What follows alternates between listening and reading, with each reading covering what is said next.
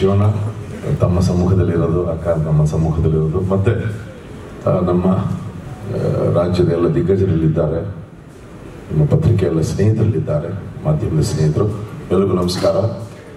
ಖಂಡಿತ ಇದು ಇಂಥ ಹಾಡುಗಳನ್ನು ಹಾಡಲಿಕ್ಕೆ ಒಂದು ಯೋಗ ಇರಬೇಕು ಅಂತ ನಾನು ಭಾವಿಸ್ತೇನೆ. ಯಾಕಂದ್ರೆ ಇದು ಕೇವಲ ಒಂದು ಸಿನಿಮಾ ಹಾಡಲ್ಲ, ಇದು ಒಂದು ಆತ್ಮದ ಹಾಡು, ಇದು ಜೀವನದ ಹಾಡು, ಜೀವದ ಹಾಡು.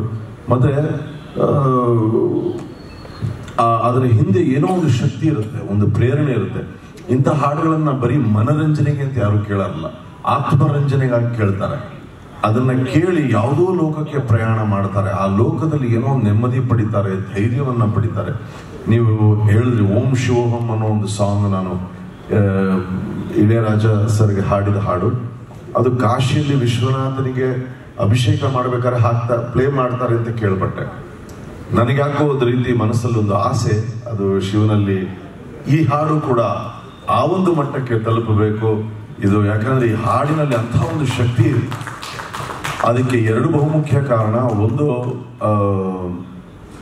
ನನಗೆ ಬಹಳ ಆತ್ಮೀಯರು, ಆದರೆ ನಾನು ಬಹಳ ಗೌರವಿಸುವಂತಹ ವ್ಯಕ್ತಿತ್ವ ಸಂಗೀತ ನಿರ್ದೇಶಕರಾದಂತಹ ಅರ್ಜುನ್ ಜನ್ಯ ಅವರು ಈ 45 ಸಿನಿಮಾ ಏನಿದೆ, ಇದು ಸುಮ್ಮನೆ ಒಂದು ಸಿನಿಮಾ ಅಂತ ಅವರು ಮಾಡ್ತಿಲ್ಲ.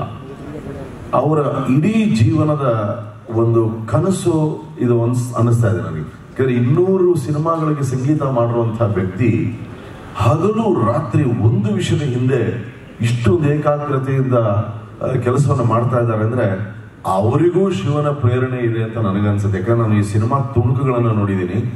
ಇದು ಕೇವಲ ಸುಮ್ಮನೆ ಹೋಗ್ಬಿಟ್ಟು ಥಿಯೇಟರ್ ಟಿಕೆಟ್ ತಗೊಂಡು ಒಂದು ಸಿನಿಮಾ ಅಲ್ಲ, ಇದು ತಮ್ಮನ್ನ ಯಾವುದೋ ಒಂದು ಲೋಕಕ್ಕೆ ಕರ್ಕೊಂಡು ಹೋಗೋದು. ನಾನು ಹೇಳಿದೆ ಅಂತಹ ಒಂದು ದೊಡ್ಡ ವಿಷಯವನ್ನ ಇಲ್ಲಿ ನಮ್ಮ ಅರ್ಜುನ್ ಜನ್ಯ ಅವರು ತರ್ತಾ ಇದ್ದಾರೆ. ಅಂತ ಸಿನಿಮಾಗೆ ಯಾರಾದ್ರೂ ಹಾಡಬಹುದಿತ್ತು, ಆದ್ರೆ ಅವ್ರಿಗೊಂದು ಪ್ರೇರಣೆ ಶಿವನೇ ಕೊಟ್ಟೇನೋ ಬಹುಶಃ ನಾನು ಹಾಡಬೇಕು ಅಂತ ನನಗನ್ಸುತ್ತೆ. ಯಾಕಂದ್ರೆ ಈ ಕಥೆ ಆ ರೀತಿದು, ವಿಷಯ ಆ ರೀತಿದು. ಮತ್ತೆ who else better than Nagendra Prasad sir ಇಂಥ ಹಾಡುಗಳಿಗೆ ವಿಶೇಷವಾಗಿ, ಯಾಕೆಂದ್ರೆ ಅವರು ನೀನೇ ರಾಮ ನೀನೇ ಶ್ಯಾಮ ಹಾಡುಗಳನ್ನು ಬರೆದವರು. ಆದ್ರೆ ಇಂಥ ವಿಷಯಗಳು ಬಂದಾಗ ಅವ್ರಿಗೆ ಬಹಳ ಹಿಡಿತಾ ಇದೆ, ಮತ್ತೆ ವಿಷಯ ಗೊತ್ತು. ಹಾಗಾಗಿ ಅವರು ಬರೆದಂತ ಈ ಹಾಡನ್ನ ನಾನು ಹಾಡಿರೋದು ನನ್ನ ಭಾಗ್ಯ, ಸೌಭಾಗ್ಯ.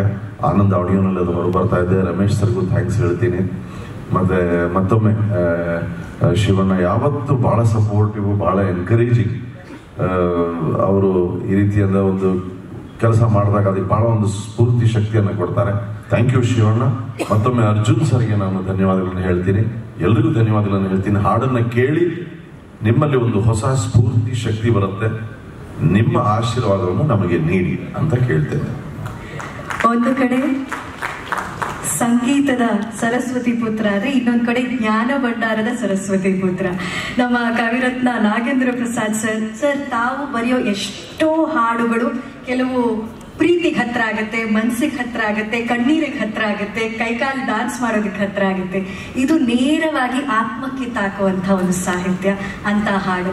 ಈ ಹಾಡನ್ನ ಬರೆಯೋ